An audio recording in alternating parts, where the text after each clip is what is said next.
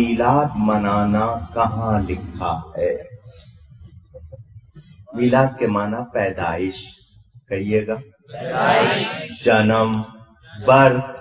قرآن کی آیت سورہ مریم اللہ فرماتا ہے وَسَلَامٌ عَلَيْهِ يَوْمَ وُلِدَ۔ یوم دن کو کہتے ہیں، ولدہ پیدائش کے دن۔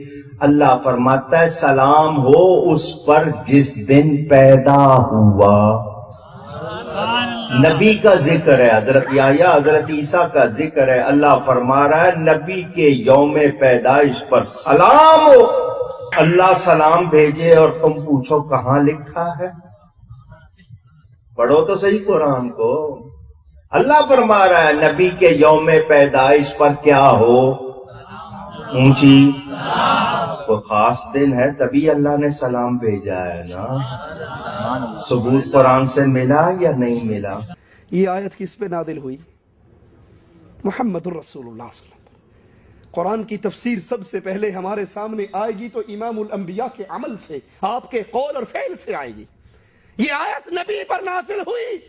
اگر اس آیت سے دلیل رسول اللہ صلی اللہ علیہ وسلم کی ولادت کے جشن پہ لی جائے تو اس آیت سے جو آپ سمجھ رہے ہیں وہ نبی نے کیوں نہیں سمجھا؟ اس آیت سے جو مطلب آپ نکال رہے ہیں وہ ابو بکر و عمر نے کیوں نہیں نکالا؟ ارے ابو بکر و عمر میرے رب کے قرآن کو سمجھنے والے، میرے نبی کریم صلی اللہ علیہ وسلم پر قرآن کی آیات نازل ہوئی